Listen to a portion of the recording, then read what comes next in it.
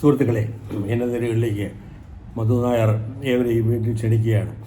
ഞാനിപ്പോൾ പറയാൻ ഉദ്ദേശിക്കുന്ന ചില കാര്യങ്ങൾ ഇപ്പോൾ വളരെ വലിയ പബ്ലിസിറ്റി ലഭിച്ചിരിക്കുന്ന ഇന്ത്യൻ വിദേശകാര്യ മന്ത്രാലയത്തിൻ്റെ ഒരു ദൗത്യം 30-35 രാജ്യങ്ങളോ ആദ്യം കേട്ടത് 130 രാജ്യങ്ങളിലും പോകുന്നതാണ്. ഇപ്പോൾ തിരഞ്ഞെടുത്ത കുറേ രാജ്യങ്ങളിലേക്ക് നമ്മുടെ ദൗത്യ സംഘം അവരുടെ പ്രധാന ജോലി എന്ന് പറഞ്ഞു കഴിഞ്ഞാൽ പാകിസ്ഥാൻ ചെയ്ത ക്രൂരകൃത്യങ്ങളെ അവരെ പറഞ്ഞ് മനസ്സിലാക്കുക.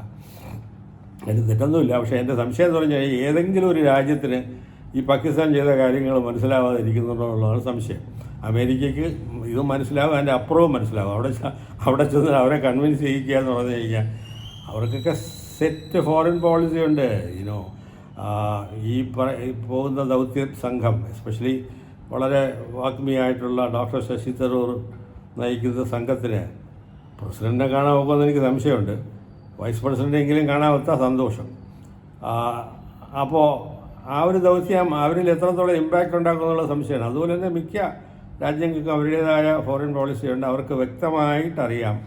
അതാണ് ഈ പറയുന്ന ചൈന പോലും പരസ്യമായിട്ട് പാകിസ്ഥാനെ അനുകൂലിച്ചുകൊണ്ട് പ്രസ്താവന ഇറക്കിയിട്ടില്ല, തുർക്കിയും ഇറക്കിയിട്ടില്ല. അപ്പോൾ ഇങ്ങനെയൊരു സാഹചര്യത്തിൽ ഒരു എന്താ പറയുക, ഒരു പ്രാക്ടിക്കലി വലിയ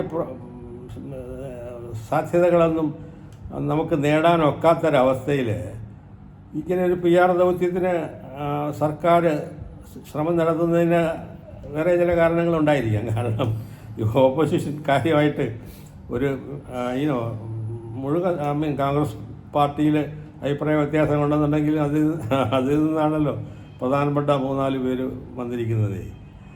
അപ്പോൾ ഈ നാഷണൽ സെക്യൂരിറ്റിയുടെ കാര്യത്തിൽ പ്രതിപക്ഷത്തെ എല്ലാം കൂടി കൂട്ടിച്ചേർത്തിട്ടുള്ള ഒരു നീക്കം അവരുടെ ഭാവി പരിപാടികളിലും കുറച്ചൊക്കെ പ്രതിഫലിക്കും എന്നാണ് എനിക്ക് തോന്നുന്നത്. ഇപ്പോൾ തന്നെ ഹൈദരാബാദിൻ്റെ മെമ്പർ ഓഫ് പാർലമെൻറ്റ് OWC ഒരു തരത്തിലും മോഡിയെ ഒരു കാര്യത്തിലും ജസ്റ്റിഫൈ ചെയ്യാനൊക്കാത്ത പ്രസ്താവന ഇറക്കിയ ആൾ വളരെ എന്തുസിയാസത്തോടുകൂടി ഗൾഫിലേക്കുള്ള ഏതോ ഒരു ടീമിൽ പോവാണ്. അപ്പോൾ ഇതെല്ലാം കഴിഞ്ഞ് വരുമ്പോൾ ഇവരെ പ്രീതിപ്പെടുത്തുവാനായിട്ട് ചില കാര്യങ്ങളൊക്കെ ചെയ്യേണ്ടി വരില്ലേ. അതിലേറ്റവും വലിയ എന്താ പറയുന്നത്, നഷ്ടം ഉണ്ടാകാൻ പോകുന്നത് ഏകീകൃത സിവിൽ കോഡ്. എനിക്ക് തോന്നുന്നില്ല ഈ ഒരു അവസ്ഥയിൽ ഈ ഭരണകൂടത്തിൻ്റെ തീയതി അവസാനിക്കുന്നതിന് മുമ്പ് അങ്ങനെ ഒരു സാധ്യത ഉണ്ടാകുമെന്നുള്ളത് സംശയമുണ്ട്. അതുപോലെ തന്നെ ഇതുപോലെ ഈ ഓൺ നേഷൻ ഓൺ ഇലക്ഷൻ എന്നൊക്കെ പറയുന്ന കാര്യങ്ങളിൽ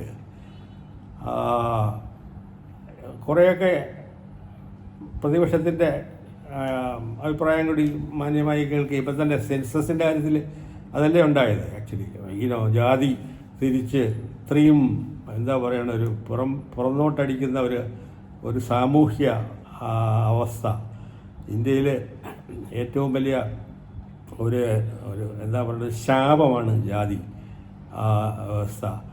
അതിനെ ഒരു തരത്തിൽ ന്യായീകരിക്കുന്ന വിധത്തിലാണ് അതിൻ്റെ കണക്കെടുപ്പ് നടത്തുന്നത്. അപ്പോൾ അങ്ങനെയുള്ള കാര്യങ്ങളിലേക്ക് തിരിഞ്ഞേക്ക് ആക്ച്വലി വേണ്ടിയിരുന്നത് ഒരു വലിയൊരു പവർഫുൾ സംഘത്തെ എങ്ങനെയെങ്കിലും ചൈനയിലെത്തിക്കുകയായിരുന്നു. അവരുടെ കൂടെ കാര്യമായിട്ട് ഈ പാകിസ്ഥാനെ ഇങ്ങനെ സഹായിച്ചുകൊണ്ടിരുന്നു കഴിഞ്ഞാൽ സോറി കേട്ടോ, നല്ല സുഖമില്ല. എനിവേ, ആഴ്ചവട്ടമുള്ള പരിപാടി നിർത്തേണ്ടതെന്ന് വിചാരിച്ചിട്ട് ഞാൻ സംസാരിക്കാൻ മുതിർന്നതാണ്. അങ്ങനെയുള്ളൊരു എഫേർട്ട് അത് സാധ്യമാകുമായിരുന്നോ എന്നൊന്നും എനിക്കറിയില്ല. കാരണം അവരും കൂടി സമ്മതിക്കണ്ടേ. അതുപോലെ തന്നെ തുർക്കിയിലേക്ക് അങ്ങനെ ഉള്ള അവരെടുത്ത നിലപാട് ഒട്ടും തന്നെ ശരിയല്ല എന്നും ഭാവിയിൽ പാകിസ്ഥാൻ എന്തെങ്കിലും ഇതുപോലെ അതിക്രമം കാണിക്കുകയാണെങ്കിൽ ഇതിനപ്പുറവുമായിട്ട് ഇന്ത്യ പ്രതികരിക്കുമെന്നൊക്കെ പറഞ്ഞ് മനസ്സിലാക്കേണ്ടിയിരുന്നു. ഇതൊക്കെയാണ് എൻ്റെ ഒരു എളിയ എന്താ പറയുക അഭിപ്രായങ്ങളോ നിർദ്ദേശങ്ങളോ. അധികം സംസാരിക്കാൻ സാധിക്കുന്നില്ല, വീണ്ടും ചുമ വരും. നന്ദി, നമസ്കാരം, ജയ് ഹിന്ദ്.